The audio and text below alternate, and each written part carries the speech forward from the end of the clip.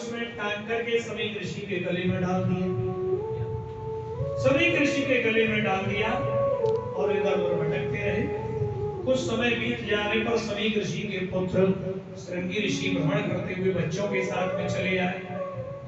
अपने पिता के गले में मृतक सर्प को देख करके बहुत बड़ा दुख जताया। बोले मेरे पिता ईश्वर का भजन कर रहे हैं, ध्यान करते हुए उनके भजन में बाधा डाली है, इनके गले में मृतक सर्प डाल दिया। ऐसा कौन दुष्ट है, कौन अपराधी है? बहुत बड़ा क्रोध आया श्रृंगी ऋषि को। कौशिकी नदी के किनारे पहुंच गए और वहां जाकर के कौशिकी नदी में से जल लिया और जल लेकर के राजा परीक्षित को श्राप दे दिया। राजा परीक्षित को श्राप दिया कि इति लंघ्यते मर्यादं कच्छपः सप्तमेह तद्यञ्चयति स्म कुलान्नारं नोरितो मे तदद्भुतम्। हे राजन, आज जिसने भी अपराध किया है कि मेरे पिता के गले में मृतक सर्प को डाला, मैं उसे श्राप देता हूं कि आज से साथ मेरे तक्षक सर्प मेरे द्रोही को काटे, मर्यादा तक्षक सर्प काटे, उससे उसकी मृत्यु होगी। श्राप दे दिया राजा परीक्षित। श्रृंगी ऋषि ने जब श्राप दिया, इसके बाद में समाधि अवस्था में बैठे हुए ध्यान कर रहे थे श्रृंगी ऋषि। इनकी समाधि खुली और खुलने के बाद रोते हुए अपने बेटे श्रृंगी को देखा कि बच्चे तुम क्यों रो रहे हो, क्या कारण है? बोले पिताजी आप भजन पूजा ध्यान कर रहे हैं, योग क्रियाएं कर रहे हैं, आपके गले में मृतक सर्प डाल दिया है। मुझे बहुत बड़ा दुख हुआ कि मेरे पिता के गले में मृतक सर्प डाला गया। मैंने श्राप दे दिया है कि आज से 7वें दिन मर्यादा से तक्षक सर्प मेरे द्रोही को काटे, उससे उसकी मृत्यु। बोले हे श्रृंगी, ये तुमने बहुत बड़ा गलत कहा, अच्छा नहीं किया।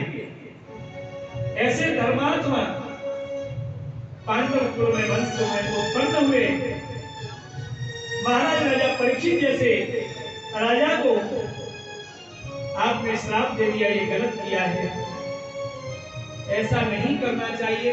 राजा परीक्षित को तो पता तक नहीं है कि मुझे श्राप मिला है, मैंने अपराध किया है, क्योंकि उनके तो मुकुट में कलियुग वास कर गया, तो उन्हें ध्यान ही नहीं कि मैं क्या कर रहा हूं। राजा परीक्षित अपने जंगल से आके डाले खेल के अपने स्थान पर पहुंचे हैं। वहां जाकर के मुकुट को उतार के सिंहासन पर रखा, तब परीक्षित को ज्ञान हुआ कि मैं तो एक जो है ब्रह्म ऋषि का अपराधी। इधर समीक ऋषि ने समझाया कि हे श्रृंगी, तुमने बहुत बड़ी महान गलती की, आप एक काम करो, यहाँ से तुरंत जाइए राजा परीक्षित के दरबार में, हमारी आज्ञा है। उनको बताओ कि तक्षक सर्प काटेगा, जिससे वो अपनी मृत्यु का कोई प्रायश्चित जरूर कर लेंगे, कुछ विकल्प कर लेंगे। समीक ऋषि ने आज्ञा दे दी अपने बेटे श्रृंगी ऋषि को। श्रृंगी ऋषि दौड़ करके गए, दौड़ते दौड़ते गए और जाकर के उस स्थान पर पहुंचे। राजा परीक्षित ने देख करके स्वागत सम्मान किया। परीक्षित ने स्वागत सम्मान किया।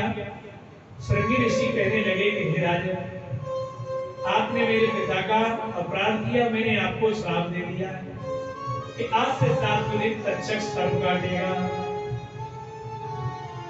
राजा परीक्षित ने कहा कि हे ऋषिवर, अपराध जो मैंने किया है तो उसका भोग तो मुझे भोगना पड़ेगा। कर्म मैंने किया है गलत, उसका भोग मुझे जरूर भोगना पड़ेगा। ये बहुत अच्छा हुआ जो मैं अपराधी को मुझे इस समय ही, इस जन्म में ही आपने मुझे श्राप दे दिया, जिसका भोग भोग लूंगा इस अपराध। हे ऋषिवर, बहुत अच्छी एक कृपा हुई। एक व्यक्ति होता तो घबरा जाता मृत्यु की सुन के, लेकिन राजा परीक्षित खुश हो रहे हैं कि मैंने इस जन्म में अपराध और पाप किया तो उसका दंड मैं अभी भोग लूंगा। राजा परीक्षित को पता लगा ऋषिवर अपने स्थान पर पधारे, समय व्यतीत होता गया। अब तो राजा परीक्षित तक्षक सर्प के डर के मारे और उपाय ढूंढने के लिए राजपाट को बिल्कुल परित्याग कर दिया। अपना ज्येष्ठ पुत्र था राजा परीक्षित का, जिसका नाम था जन्मेजय। जन्मेजय को राज्य गद्दी पर बिठा करके अभिषिक्त कर दिया। ऋषि त्रिकालज्ञों को बुला करके राज्यपाट देकर के समर्पित करके और राजा परीक्षित भगवती श्री गंगा जी के किनारे पर निकल गए। मुजफ्फरनगर के पास में सुखताल नाम का क्षेत्र है। क्या है? सुखताल। वहां भगवती गंगा जी महारानी के किनारे पर पहुंच गए हैं राजा परीक्षित। वहां बड़े बड़े त्रिकालज्ञ ऋषि बिना बुलाए हुए अपने आप चले गए। अत्रि वशिष्ठ च्यवनस्य शरद्वान् अरिष्टनेमि भगवन् गिरास्य। अत्रि वशिष्ठ च्यवन शरद्वान् अरिष्टनेमि व्यास जी, बड़े बड़े त्रिकालज्ञ महर्षि परशुराम आदि बड़े बड़े ऋषि महर्षि सभी वहां पर पधारे हैं। ऋषि क्यों पधारे भैया? उनकी क्या आवश्यकता थी? ऋषियों ने ये देख लिया कि चक्रवर्ती धर्मात्मा पुण्यात्मा परमात्मा की कृपा से राजा परीक्षित जैसे राजा आ चुके गंगा जी के किनारे पर, तो बहुत अच्छा शुभ श्रेष्ठ महान कर्म होने वाला है। ऋषियों को कोई बुलाने नहीं गया, अपने आप अनायास आए राजा परीक्षित के आगे।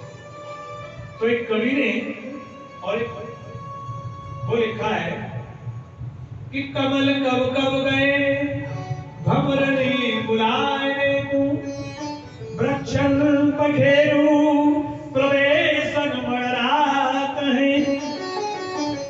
चंद्रमा ने चिट्ठी कब दई है चकोरनी को, कि मेघ के गरजबे को लाल रूह चिचियात है। मानो सरोवर कब गयो हंसन पे बुलाए वे को, वे मोती चुगलते कब मुना अघात है। और ऐसे ही विचार देखो पंडित गुणी संत जन, जहां भाव देखत वहां आप ही आ जाते हैं। तो किसी कवि ने कवित्व को सत्य लिखा है। कमल कवि भ्रमरों को बुलाने नहीं जाते, उसकी सौंदर्यता को देखने के लिए अपने आप भ्रमर लोग विचार करने आते। चंद्रमा चांदनी रात में खिलती है ना, चंद्रमा जब दिखाई देते हैं, चांदनी तारागण दिखाई देते हैं, तो चंद्रमा ने चिट्ठी कब दई है चकोरन को। चकोर लोग बैरी करने के अपने आप आते हैं, कोई बुलाने नहीं आता। और हंसों को कभी नहीं देखा।